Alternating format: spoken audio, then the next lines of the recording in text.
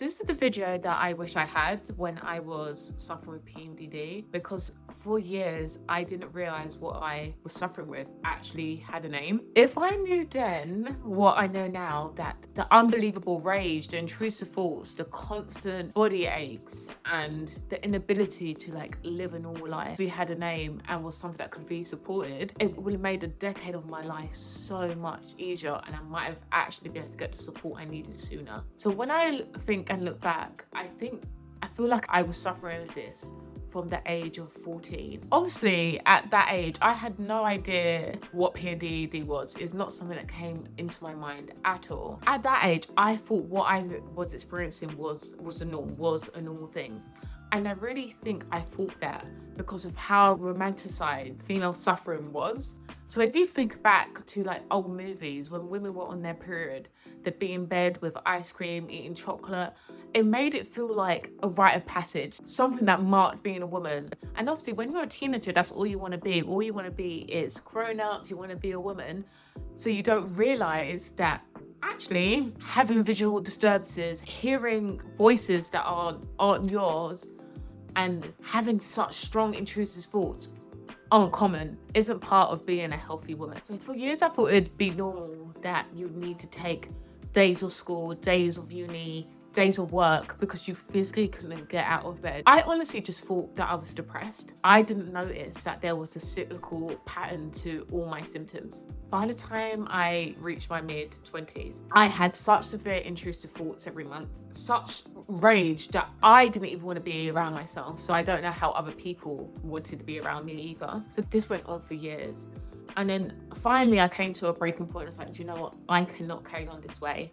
So I remember I called the GP and I called him crying, begging for help. I was like, I need someone to help me, someone to support me. And what happened was the GP receptionist hung up the phone on me. She said, we can't help you, hang up the phone on me, and just completely and utterly dismissed me. And I'd like to say that I'm surprised. I wasn't surprised because I've experienced a lot of medical mistreatment in my time. So even though I was hoping that I would get support, the fact that in a crisis that I didn't receive it, it wasn't really a surprise to me.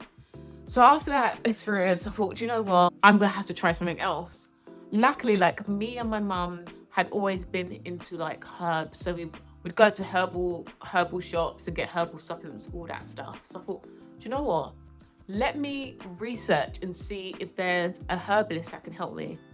So I did my research and then I found a naturopathic herbalist. So I had my consultation. So that was about an hour. We went through my whole medical history, did diagnosis. So we did a iridology reading, tongue reading, looked at my lifestyle, and I was like, great. So with that, I left with a treatment plan. So obviously, the treatment plan involved diet, lifestyle changes. Obviously, anyone with PMDD knows you're not doing no lifestyle changes. When you're in the middle of Hell Week, you are not doing any lifestyle changes. So what I did, he also gave me herbs. I took my herbs and it was in like a liquid tincture form. And what I would do, I'd have it by my bed and I would just swing it. When you're rid of the PMDD, there's no way you're doing lifestyle changes because you're struggling as it is. So you're not going to change your diet. So what I would literally do, I'd get my bottle next to my bed, open it, swing the herbs and be done with it. So I did that 3 times a day. I can't even tell you the improvement that I felt. This was the first time in years that I didn't have one intrusive thought. I didn't have one hallucination. And I was like, what the hell is this? So I was so excited, so pumped, and that gave me the space to actually start doing the lifestyle things that were suggested to me. So stress management, nervous system support, eating a better diet. And now all these years on, I'm still in remission. Once I saw how powerful herbs, food, lifestyle actually was, I enrolled in a 4-year training course to become a naturopath and a herbalist.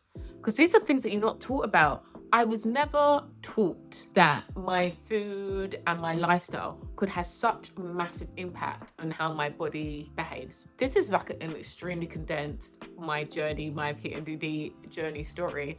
I haven't even mentioned the impact that contraception had on me, the impact the copper core had on my body, and how it made so many of my PMD symptoms worse. If I was gonna really bullet point what really helped me outside of the GP, because they didn't help me at all, what I would say in this order is herbs. Herbs first, because herbs was the thing that I could swing when I couldn't do anything else. Then food, addressing that trauma in my body, supporting my nervous system, and lifestyle. Now that I'm in the recovery and maintenance stage of my life, what I prioritize most is lifestyle, food, trauma awareness, like how my body's feeling, how are my emotions moving through my body, and hurt. I know that everybody's PMD journey looks completely and utterly different. I was actually, probably looking back, I was actually quite lucky that the GP ignored me, and that because it allowed me to train and find a more natural solution. But honestly, one takeaway, if you are stuck in like this PMD hell, one thing I say, you have to be in tune with your body. You have to track, you have to be able to recognize patterns. Because PMDD is so cyclical, if you do not recognize the patterns, you have nowhere to start. I assure you, when you start tracking, you will notice things and you will notice patterns that will support you and hopefully help you in supporting you on your own PMDD journey.